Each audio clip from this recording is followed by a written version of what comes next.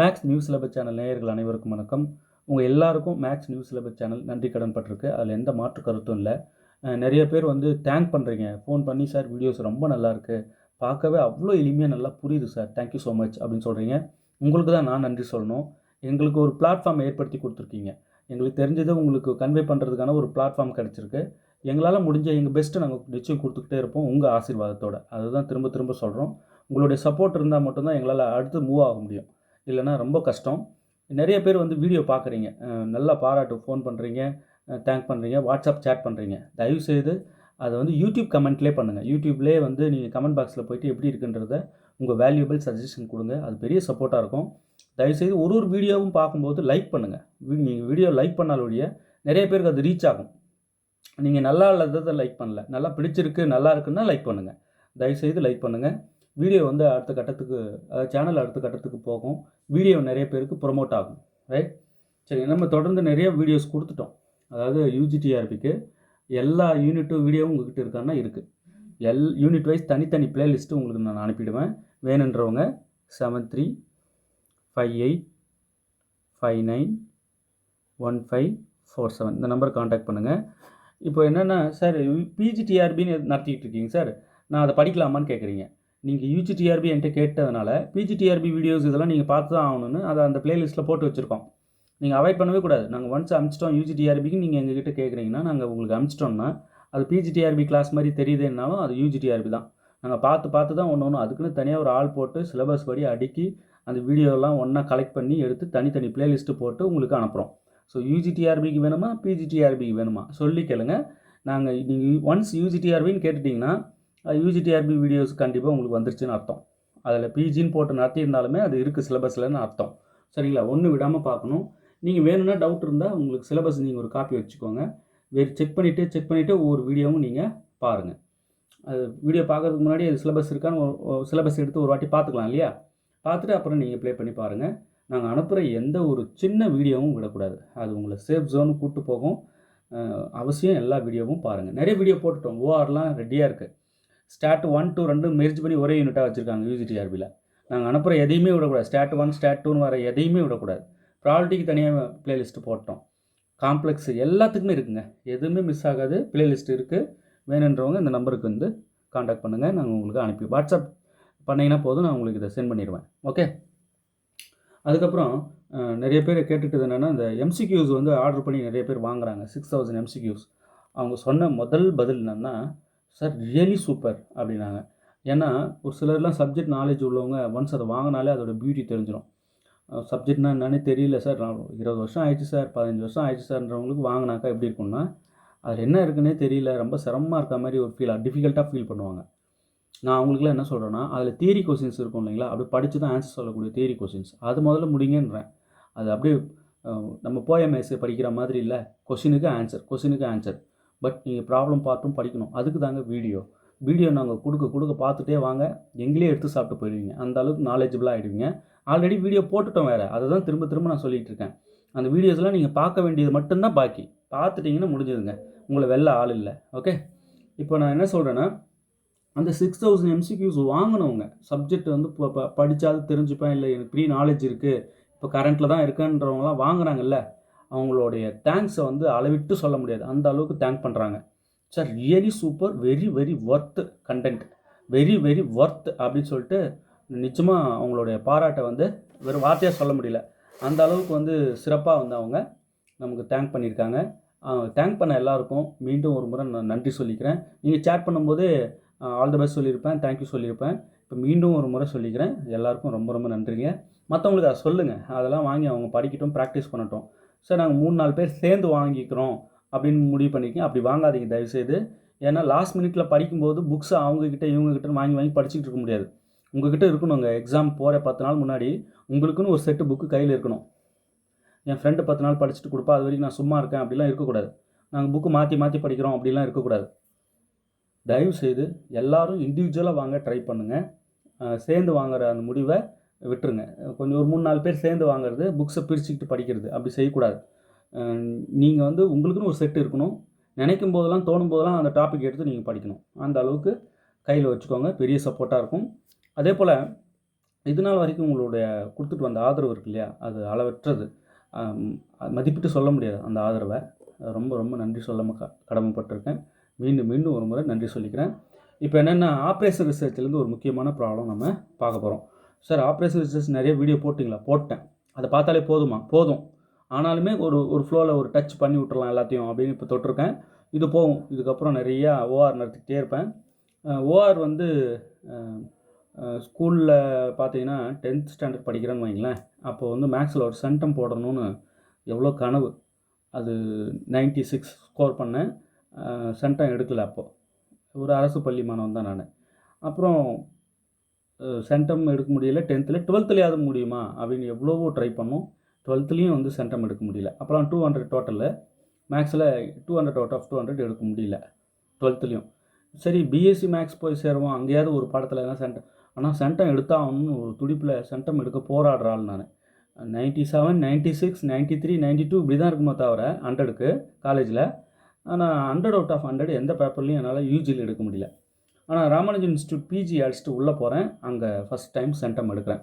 அப்போ எடுத்த பேப்பர்னால் இந்த ஓஆர் வந்து எங்களுக்கு ஒன் ஆஃப் த பேப்பராக படிக்க வேண்டியதாக சூழ்நிலை அங்கே வந்தது. படித்தோம். ஓஆரில் சென்டம் கொடுத்தோம்.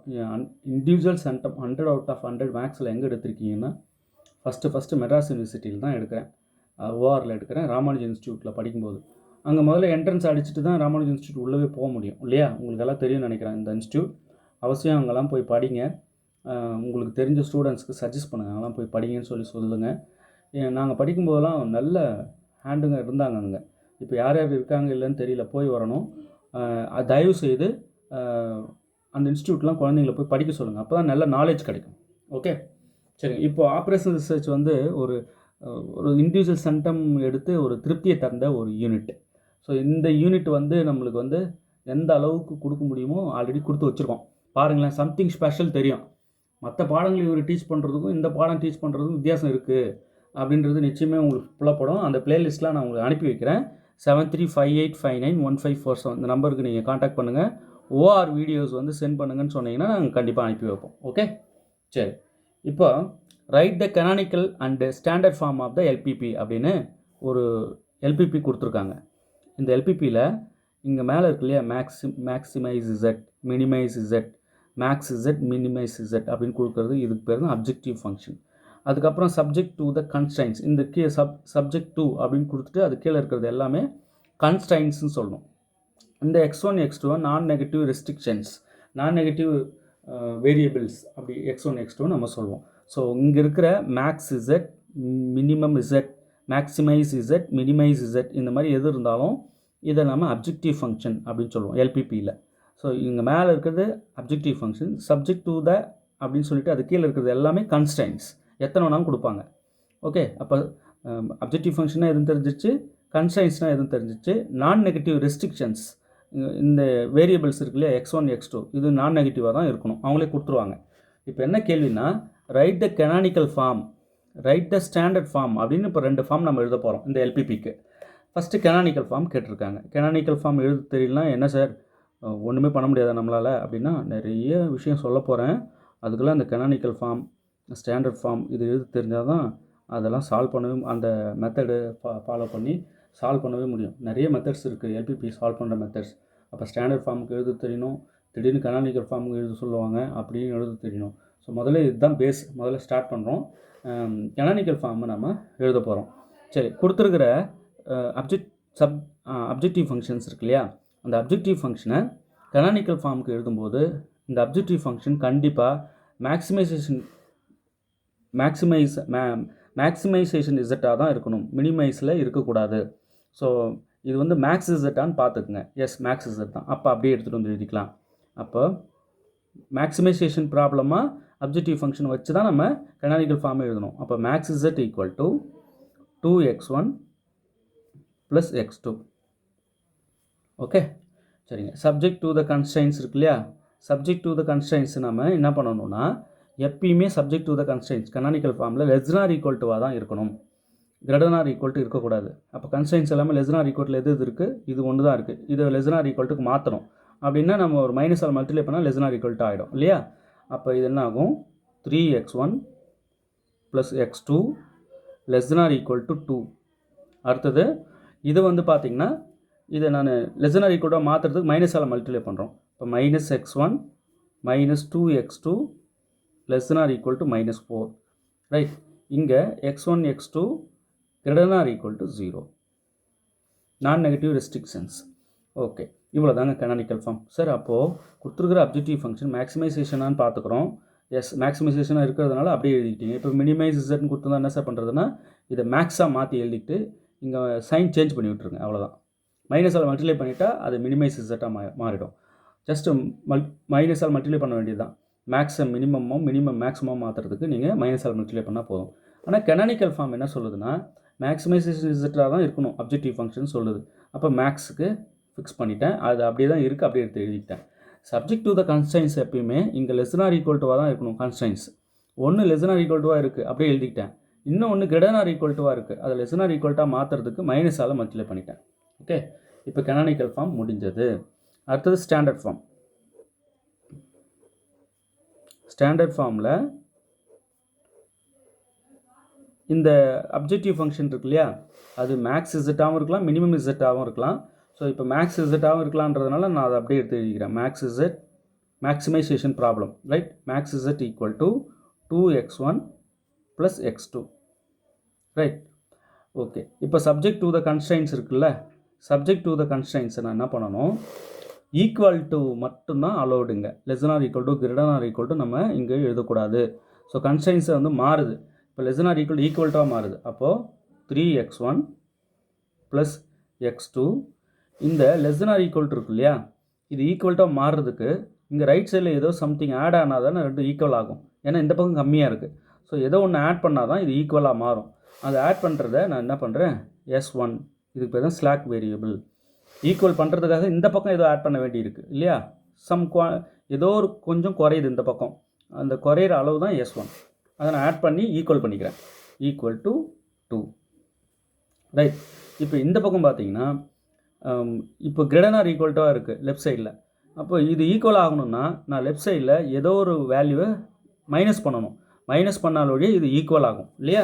அப்போ நான் என்ன செய்கிறேன், x1 + 2x2 எந்த வேல்யூ மைனஸ் பண்ணுறேன், சம் s2ன்றதை நான் மைனஸ் பண்ணுறேன். அப்போ தான் என்ன ஆகும்னா இது பேலன்ஸ்ட் ஆகும், ஈக்குவல் டு ஆகும், ஈக்குவல் டு 4. ஸோ இதை ஈக்குவல் பண்ண ஏதோ ஒன்று எல்ஹெச்எஸில் ஆட் பண்ண வேண்டி வருது. இதை ஈக்குவல் பண்ண ஏதோ ஒன்று எல்ஹெச்எஸில் ரைட் சைடில் நம்ம வந்து சப்ராக்ட் பண்ண வேண்டியிருக்கு. அதுதான் இந்த S1 S2. இந்த S1 S2வை இங்கே அப்ஜெக்டிவ் ஃபங்க்ஷனோட 0 காஸ்ட் கொடுத்து ஆட் பண்ணிக்கணும். 0s1 + 0s2 இந்த மாதிரி ஆட் பண்ணிங்கன்னா உடனே அப்ஜெக்டிவ் ஃபங்க்ஷனில் அதை சேர்த்துடணும் 0 காஸ்ட் கொடுத்து. ஓகே, இதெல்லாம் டம்மி தானே, நம்ம சேர்க்குறத அங்கே 0 காஸ்ட் கொடுத்து ஆட் பண்ணிவிட்டு இப்படி எழுதிக்கணும். இப்போ இங்கே இருக்கிற இந்த x1 x2 இருக்கு பாருங்கள், x1 x2 இது வந்து greater or equal to 0. Okay, இப்போ இந்த S1 S2 greater or equal to 0 தான். எஸ், S1 S2 இதுவுமே கிரேட்டர் ஆர் ஈக்குவல் டு 0 தான். ஓகே, இவ்வளோ தாங்க. இப்போது கனானிக்கல் ஃபார்மு ஸ்டாண்டர்ட் ஃபார்ம் ரெண்டுமே எழுத கற்றுக் கொடுத்துட்டேன். இது ரெண்டும் ஒப்பிட்டு பாருங்கள். இங்கே subject to the constraints less or equal to டைப்பில் தான் இருக்கணும், லெஸ் ஆர் ஈக்குவல் டுவாக தான் இருக்கணும். இங்கே ஈக்குவல் டுவாக தான் இருக்கணும். சரிங்க, இங்கே லெஸ் ஆர் ஈக்குவல்ட்டாக இருக்கும்போது இந்த ரைட் சைடில் இருக்கிற வேல்யூஸ் வந்து நெகட்டிவாகவும் இருக்கலாம், கனானிக்கல் ஃபார்மில் நெகட்டிவாகவும் இருக்கலாம். ஆனால் ஸ்டாண்டர்ட் ஃபார்மில் கண்டிப்பாக பாசிட்டிவாக தான் இருக்கணும். ஓகே, நெகட்டிவ் இங்கே அலோடு, இங்கே பாசிட்டிவ் மட்டும்தான் அலோடு. ஓகே, இப்போது இங்கே less or equal to constraints, இங்கே வந்து ஈக்குவல் டு ஈக்குவாலிட்டி மட்டுமே அலோடுங்க ஸ்டாண்டர்ட் ஃபார்முக்கு. ஓகே, அப்போ லெஸ் ஆர் ஈக்குவல் டு இருக்கிற கன்ஸ்ட்ரைனுக்கு ஸ்லாக் வேரியபிள் ஆட் பண்ணணும். கிரேட்டர் ஆர் ஈக்குவல் டுன்னு இருக்கிற கன்ஸ்ட்ரைன்ட் எதுவோ அதுக்கு ஸ்லாக் வேரியபிளை சப்ராக்ட் பண்ணணும் லெஃப்ட் சைடில். ஸோ ஈக்குவல் ஃபார்ம் பண்ணுறதுக்காக நம்ம என்ன பண்ணுறோம், அவ்வளோதான். ஸோ கனானிக்கல் ஃபார்மும் தெரியணும், ஸ்டாண்டர்ட் ஃபார்மும் நமக்கு தெரியணும். ஓகே, இப்போ நான் ஒரு ப்ராப்ளம் தரேன், இதை நீங்கள் சால்வ் பண்ணி எனக்கு சென்ட் பண்ணுங்க பார்க்கலாம். இப்போ பாருங்கள், write the canonical form and standard form of the LPP. இப்போ மினிமைஸ் இசட்னு கொடுத்துட்டாங்க. அப்போ கனானிக்கல் ஃபார்ம் மாற்றும் போது நம்ம என்ன பண்ணணும், மேக்ஸிமைஸ்னு இதை மாற்றணும். அப்போ மேக்ஸ் இசட்னு போட்டிங்கன்னா இங்கே சைன் சேஞ்ச் பண்ணணும் இல்லையா. ஸோ கனானிக்கல் ஃபார்மு நீங்கள் இது முதல்ல எழுதுங்க. இங்கே லெஸ் ஆர் ஈக்குவல் டு இருக்குது, இங்கே லெஸ் ஆர் ஈக்குவல் இல்லை, அப்போ இதை மைனஸால் மல்டிப்ளை பண்ணணும். ஆனால் நீங்கள் மறந்துடாதீங்க, இந்த கனானிக்கல் ஃபார்ம் எழுதும்போது ஸ்லாக் வேரியபிளோ அந்த எந்த வேரியபிளும் நம்ம ஆட் பண்ண மாட்டோம். Just less than or equal to கன்ஸ்ட்ரெயின்ட்டாக மாற்றுவோம், அவ்வளோதான். Greater than or equal to இருந்தால் மைனஸால் மல்டிப்ளை பண்ணிங்கன்னா less than or equal to மாறிடும். எல்லாத்தோட சைனும் சேஞ்ச் பண்ணிடுறீங்க, அவ்வளோதான். பட் இங்கே இந்த ஸ்டாண்டர்ட் ஃபார்ம் இருக்கு இல்லையா, இதில் நம்ம சம் வேரியபிள் ஆட் பண்ணுறோம், சப்ராக்ட் பண்ணுறோம் ஈக்குவாலிட்டி கொண்டு வர்றதுக்காக. ஏன்னா ஈக்குவாலிட்டி இருக்கிற கன்ஸ்ட்ரெயின்ஸ் மட்டும்தான் ஸ்டாண்டர்ட் ஃபார்மில் அலௌடு. ஓகே, அப்போ ஆட் பண்ணக்கூடிய அந்த வேரியபிள்ஸுக்கு நம்ம 0 காஸ்ட் கொடுத்து அப்ஜெக்டிவ் ஃபங்க்ஷனோட சேர்த்துக்கணும். ஓகே, இதுதாங்க விஷயம். இப்போ நீங்கள் இந்த ப்ராப்ளமை போட்டு இதை மேக்ஸ் இசட்டாக மாற்றி கனானிக்கல் ஃபார்ம் எழுதுங்க. ஸ்டாண்டர்ட் ஃபார்ம் எழுதும்போது மினிமம் இசட்டே allowed. Maximize objective function maximize இசட்டாகவும் இருக்கலாம், மினிமைஸ் இசட்டாகவும் இருக்கலாம். ஸோ நீங்கள் அப்படியே கூட எழுதிக்கலாம். ஆனால் இந்த கன்ஸ்ட்ரெயின்ஸ் ஈக்குவல்ட்டுக்கு மாற்றணும். ஈக்குவாலிட்டி கொண்டு வர்றதுக்கு நம்ம என்னென்னலாம் பண்ணணும்னு நான் இப்போ சொல்லியிருக்கேன். இப்போது இங்கே 2 கன்ஸ்ட்ரெயின்ஸ் தான் இருந்தது. சப்ஜெக்ட் டு த கன்ஸ்ட்ரெயின்ஸ், இதுக்கு பேர், திரும்ப சொல்கிறேன், இதுக்கு பேர் கன்ஸ்ட்ரெயின்ஸ், இதுக்கு பேர் அப்ஜெக்டிவ் ஃபங்க்ஷன், இதுக்கு பேர் நான் நெகட்டிவ் ரெஸ்ட்ரிக்ஷன்ஸ் அப்படின்னு சொல்லுவோம். சரிங்க, இப்போ இந்த கன்ஸ்ட்ரெயின்ட்டை ஈக்குவலாக மாற்றும்போது நம்ம 2 ஈக்குவேஷன் தான் இருக்குன்றதுனால S1 S2 யூஸ் பண்ணியிருக்கோம். ஃபஸ்ட்டு ஈக்குவேஷனுக்கு S1 ரெண்டாவது ஈக்குவேஷனுக்கு S2 யூஸ் பண்ணியிருக்கோம்.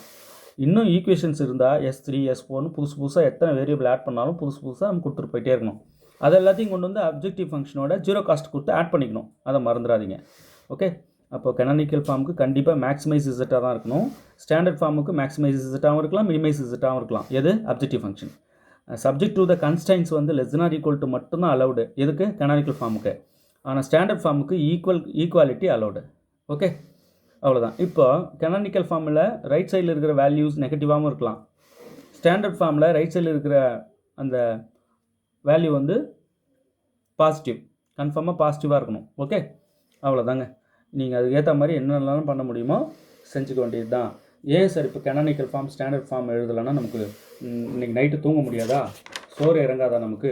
இல்லைங்க, ஒரு ஸ்டாண்டர்ட் ஃபார்முக்கு நம்ம மாற்றிட்டு அதுக்கப்புறம் தான் சால்வ் பண்ணணும் அப்படின்னு நிறைய மெத்தட்ஸ் இருக்குது. சால்வ் பண்ண போகிறேன். ஒரு எல்பிபியை சால்வ் பண்ணி காட்டும்போது ஸ்டாண்டர்ட் ஃபார்ம் கனானிக்கல் ஃபார்மோட பியூட்டி உங்களுக்கு அப்போ தான் தெரிய வரும். ஓகே, நீங்கள் வெயிட் பண்ணி அடுத்தடுத்த வீடியோஸ் பாருங்கள். இப்போ நான் என்ன கேள்வி கேட்டிருக்கேன்னா, இந்த எல்பிபி இருக்கு இல்லையா, இதனுடைய கனானிக்கல் ஃபார்ம் ஸ்டாண்டர்ட் ஃபார்ம் எழுதி எனக்கு 7358591547 இந்த நம்பருக்கு நீங்கள் போட்டு சென்ட் பண்ணுங்கள். ஏன்னா நிறைய பேர் சென்ட் பண்ணிகிட்டே இருக்கீங்க. அத்தனை பேருக்கும் நான் ரெஸ்பான்ஸ் கொடுத்துட்ருக்கேன் இல்லையா, வாழ்த்துக்கள்.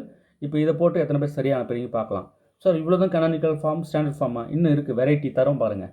ஓ, இவ்வளோ டிஃபிகல்ட்டி இதிலே இருக்கா? ஆமாம் இருக்குது. நிறையா கொடுக்க உங்களுக்கு எல்லாம் கிளாரிட்டி கிடைக்கும். இப்போ ஸ்டார்ட் பண்ணியிருக்கோம் மெல்ல. ஓகே, தேர்வில் வெற்றி பெற வாழ்த்துக்கள். தேங்க்யூ.